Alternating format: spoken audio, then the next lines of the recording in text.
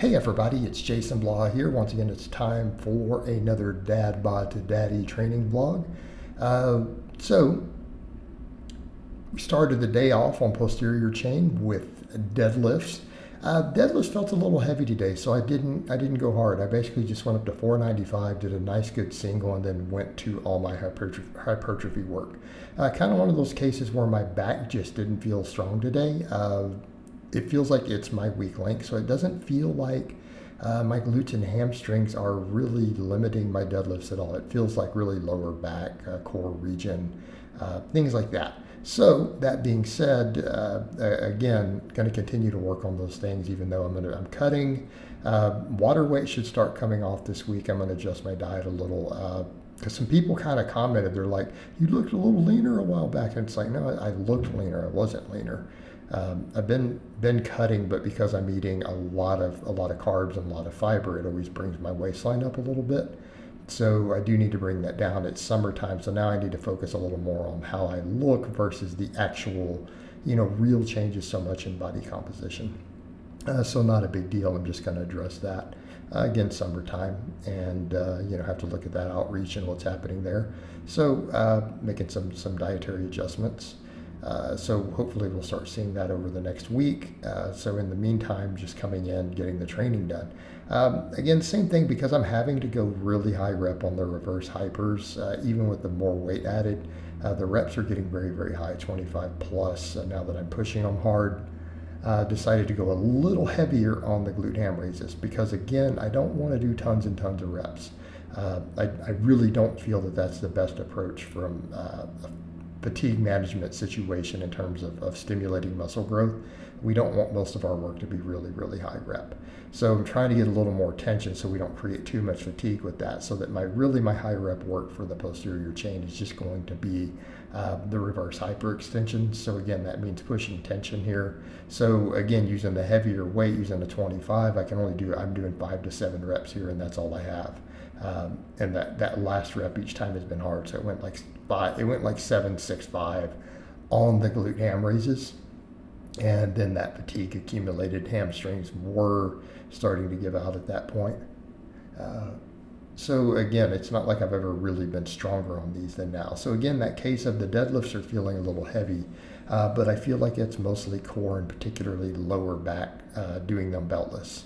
Right, that does seem like almost to be the limit for me at the moment, rather than stuff like the hamstrings. And my hamstrings are plenty strong. What I'm doing here for weight is pretty similar to what I was doing when I pulled 600 plus.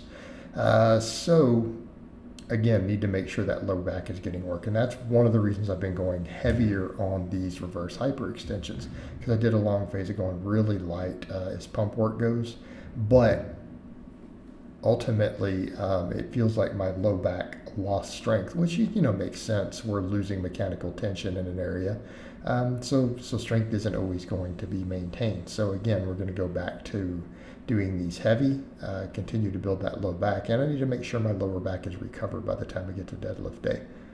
So it's almost the case of I may want to even do my rows instead of the bent over rows again, go back to the seal rows so that they're supported. And then really most of my low back work is really done on my posterior chain day. So we get in and push these reverse hypers really, really hard, as we continue to also do core work. That's the other thing I've noticed too, versus when I eat a diet with lower volume, so more healthy fats and less just tons and tons of fiber, is I feel like almost as if my core feels a little weaker from all of the fiber and stuff that I'm eating. And maybe it's because it's pushing further against the abdominal wall. Maybe my abs can't contract as much. Something I've noticed a little bit sometimes. My diet affects these things. Right? It absolutely affects these things. Particularly when you're my age and you're moving big weight. Maybe if you're younger and it was lighter weight, wouldn't notice so much, but it is something that I do notice, that food volume itself can absolutely affect bracing and stuff for me, in terms of my training and then my core and everything. And I notice it a lot more when I'm training beltless. right? So what I eat day to day actually affects those things. So again, it's just funny how these things work. And there's a reason I train fasted.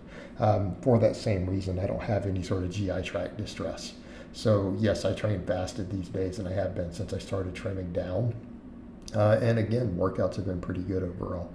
But yeah, if you guys noticed, I mean, if you notice a difference, the water weight I've picked up, even though I'm not in a calorie surplus, I mean, you can see it in the low back area and everything again. So again, it's all the fiber, all the carbs. It just makes me hold more water around the waistline.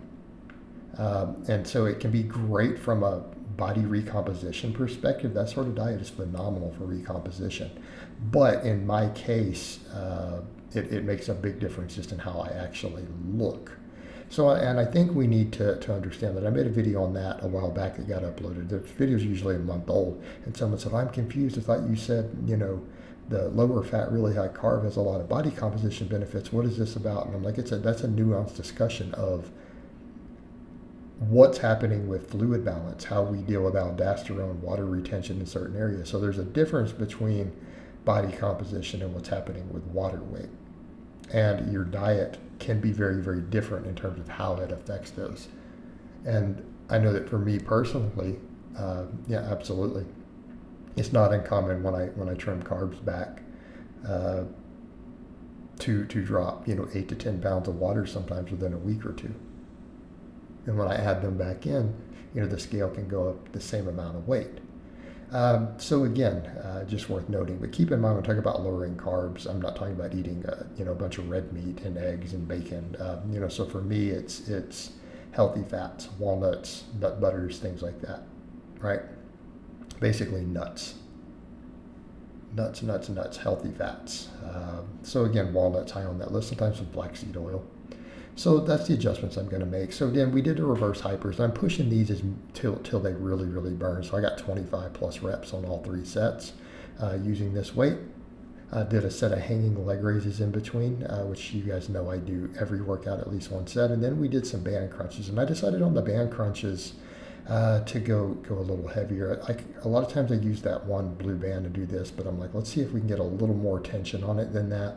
So let's go with a heavier the next band up. And obviously I can't do as many reps. It's the same thing. I don't want to be doing 100 plus reps. And this is still probably 40 or 50. So again, reps are going to tend to be high on these. Unless, if I go so heavy to where it would be lower, it seems like I can't do 1 rep at all. But yeah, just so that we get a little bit different of ab stimulus, so that my abs do get hit from a separate angle. I'd like to throw some other stuff in like this.